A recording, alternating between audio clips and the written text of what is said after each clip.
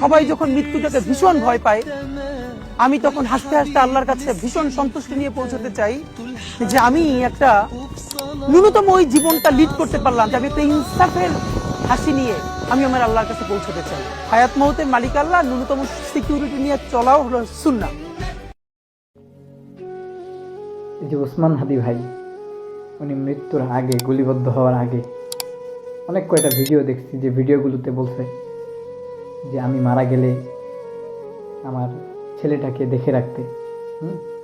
তো আরও অনেক কয়টা ভিডিওতে দেখছি যে উনি বলতেছিল যে আমি মারা গেলে যেন অ্যাটলিস্ট আমার হত্যার বিচারটা করা হয়। তো উনি দুনিয়া থেকে চলে গেছে, শহীদ হয়ে গেছে। আল্লাহ তাআলা ওনার জীবনের পেছনের সব গুনাহ খাতাগুলো মাফ করে দেয়, শহীদি মাকামের উচ্চতা দান করুক এবং কবরকে রওজাতুম মির রিয়াজিল জান্নাহ বানায় দেখ, আমিন। এবং এই শাহাদাতের তামান্না যেন প্রত্যেকটা যুবক মুসলমানের অন্তরে জেগে ওঠে।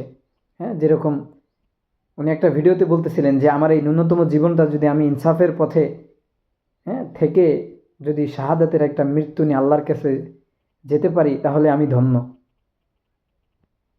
হাদি ভাই তো চলে গেলেন, উনি তো ধন্য হয়ে গেলেন। আমরা যারা আছি, আমরা আমাদের প্রত্যেকের জায়গা থেকে আমরা আমাদের ইনসাফকে অটল রাখি, আমরা প্রত্যেকেই প্রত্যেকের জায়গা থেকে নীতিবান হই, কারণ প্রত্যেকটা কাজের হিসাব আল্লাহর কাছে দেওয়া লাগবে। এবং আমরা এই হাদি ভাইয়ের, উনি যে মৃত্যুর আগে ওনার বিচার চেয়ে গেছে, আমরা ওনার বিচার চাই, সুষ্ঠুভাবে